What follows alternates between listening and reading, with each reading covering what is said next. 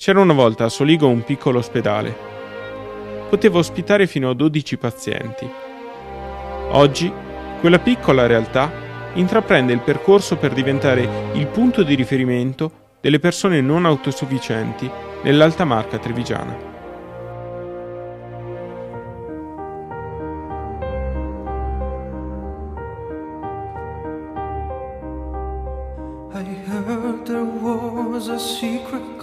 Questo ospedale sembrava una cosa che tutti ammiravano, in quanto allora aveva un aspetto moderno che adesso sarebbe stato criticato quasi come un impatto ambientale, e funzionava. Dopo 50 anni invece è qui, si vede, e come ho detto in altre occasioni è più bisognoso degli ospiti stessi che ci sono al suo interno. Pertanto quest'opera vorrà cancellare i disagi dovuti a un edificio e delle vani vetusti per agevolare soprattutto gli ospiti, ma anche, e non di poco, agevolerà le operazioni degli addetti ai lavori. Soligo è conosciuto un po' anche, soprattutto Soligo, anche per l'istituto, perché questa è una donazione fatta dai Bombozzola alcuni anni, sì, diversi ormai decenni fa. È diventato, prima era un ospedale, adesso è diventata una casa appunto per gli anziani, è un punto di riferimento al quale la comunità è molto legata, è molto legata perché un po' tutti gli anziani passano per questo istituto, per cui la sentiamo come ognuno si sente un pezzettino di istituto proprio. Beh, sono stato tante volte qui perché c'ho sempre qualche persona che visito.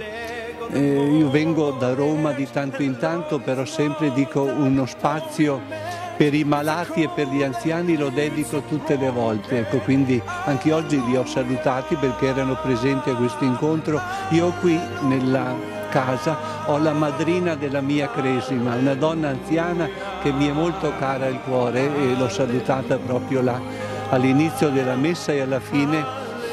Sono le persone che ci hanno tirato su, che ci hanno guidato e che restano sempre un po' una luce, un faro nella nostra esistenza, anche perché la vita a ruota ci prepara proprio a questa tappa. Alleluia, alleluia.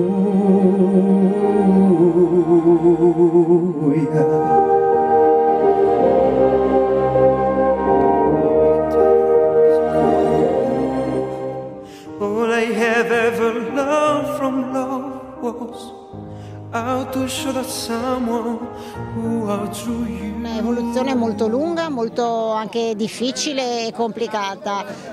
Gli ultimi anni invece sono stati degli anni di effettiva collaborazione con il nuovo CDA e anche di programmazione concreta, e arriviamo oggi insomma a un momento concreto, quindi posa la prima pietra, inizio dei lavori per far sì insomma che questa diventi una struttura non solo presidio come lo è già e punto di riferimento per il territorio, ma sempre più confortevole, sempre più con degli standard qualitativi anche all'interno sanitari e sociosanitari molto elevati, ma noi auspichiamo anche che per il futuro si possano anche allargare le attività che possono essere previste all'interno di questa struttura.